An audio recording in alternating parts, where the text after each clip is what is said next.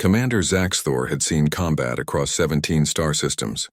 His carapace bore the scars of 100 battles, each one a testament to his survival in the galaxy's most lucrative profession, mercenary work. The Krillian had faced down plasma artillery, navigated asteroid minefields, and even survived a brief exposure to vacuum. Yet nothing in his extensive career had prepared him for the moment he received the contract briefing that mentioned a single chilling phrase: Human Special Forces deployed. The war room fell silent when the holographic display flickered to life. Zaxthor's mandibles clicked nervously as he studied the tactical readout. The mission was straightforward enough: extract a corporate executive from a contested mining colony on Theta 7. Good pay, minimal resistance expected. Then he saw the footnote: Earth Defense Force 75th Ranger Regiment, confirmed presence in sector. Beside him, his second-in-command, a four-armed Vexian named Krill, let out a low whistle that translated through her vocoder as a sound of dread. "Commander, perhaps we should reconsider this contract." Zaxthor wanted to. Every instinct screamed at him to walk away. But pride and the eyes of his 20-strong mercenary crew kept him rooted in place. They had a reputation to maintain. Surely the rumors about humans were exaggerated. They came from a death world, yes, but so did several other species. What made Earth soldiers so different? He would soon find out.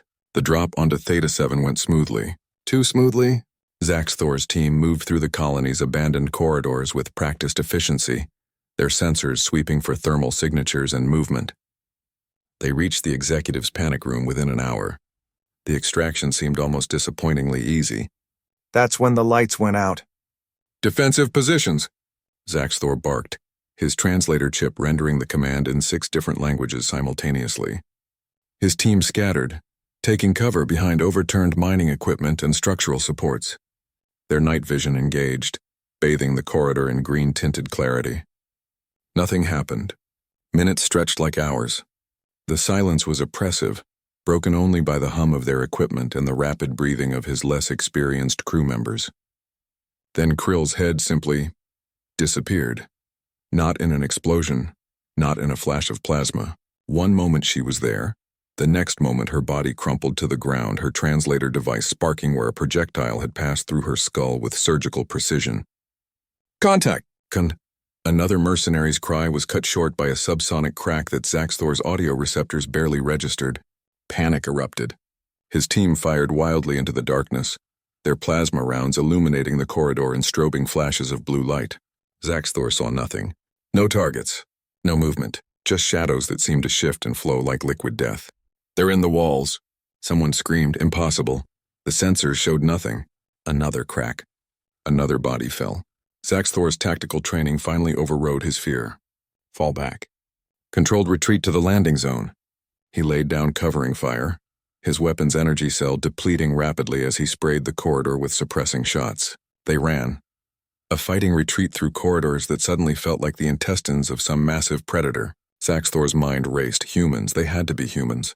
But how were they invisible to sensors? How did they move without sound?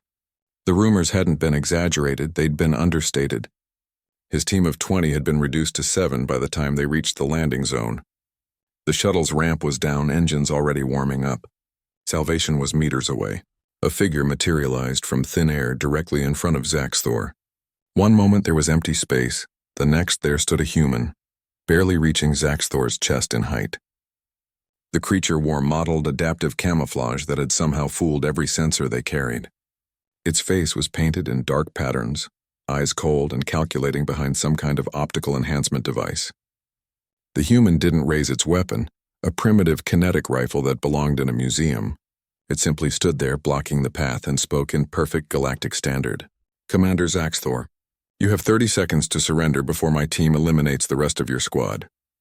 Zaxthor's translator almost choked on the casualness of the threat. This small creature, this fragile-looking being from a gravity well that would crush most civilized species, had just decimated his elite force, and now offered mercy like it was doing him a favor. "You can't," Zaxthor began. 20 seconds.